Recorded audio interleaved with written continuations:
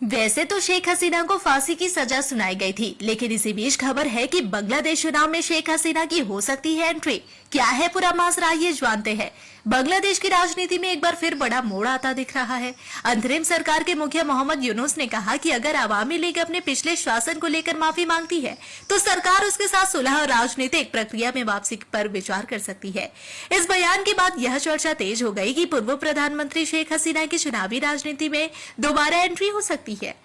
मोहम्मद यूनुस ने साफ संकेत दिया कि अवामी लीग को अपने कार्यकाल के दौरान वे कथित कुशासन और मानवाधिकार उल्लंघनों के लिए सार्वजनिक रूप से माफी मांगनी होगी।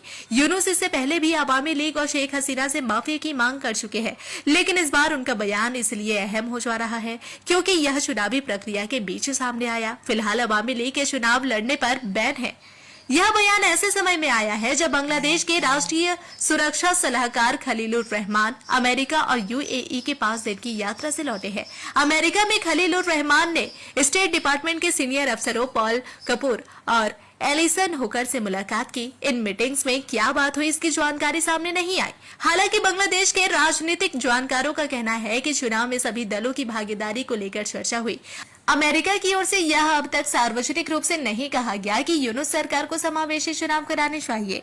वहीं भारत सरकार लगातार यह कहता रहा है कि बांग्लादेश में चुनाव सभी राजनीतिक दलों को शामिल करके होने चाहिए। नवंबर 2025 में नई दिल्ली में खलीलुर रहमान और भारत के राष्ट्रीय सुरक्षा सलाहकार अजित डोभाल की मुलाकात में भी यह मुद्दा चर्चा में आया था। इसी बीच बांग्लादेश नेशनलिस्ट पार्टी यानी बीएनपी चुनाव की तैयारी में जुट गई है। दिसंबर 2025 में पार्टी के कार्यकारी अध्यक्ष तारिक रहमान की बांग्लादेश वापसी के बाद बीएनपी के कई नेता जमात इस्लामी के खिलाफ खुलकर बयान दे रहे हैं। जमात और उसकी सहयोगी नेशनल सिटीजन्स पार्टी पर चुनावी प्रक्रिया को प्रभावित करने के आरोप भी लग रहे हैं। पॉलिटिकल एक्सपर्ट्स का कहना है कि अगर अवामी लीग और शेख हसीना मोहम्मद यूनुस की शर्तें मान लेती है तो राजनीतिक माहौल बदल सकता है। ऐसी स्थिति में 12 फरवरी 2026 को होने वाले चुनाव टाले जा सकते हैं और नई अधिसूचना जारी की जा सकती है। अब सबकी नजर इस पर है कि अवामी लीग और शेख हसीना आगे क्या फैसला लेती है।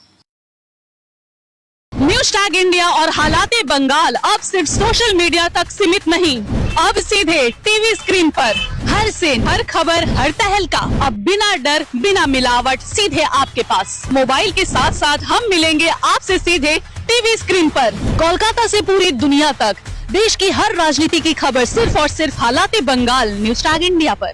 अंबर बैंक्वेट कोलकाता का प्रीमियम सेलिब्रेशन स्पेस। अपना इवेंट बुक करें अब सिर्फ 51,000 के स्पेशल ऑफर में। कॉल करें 6290927271 पर। अंबर बैंक्वेट।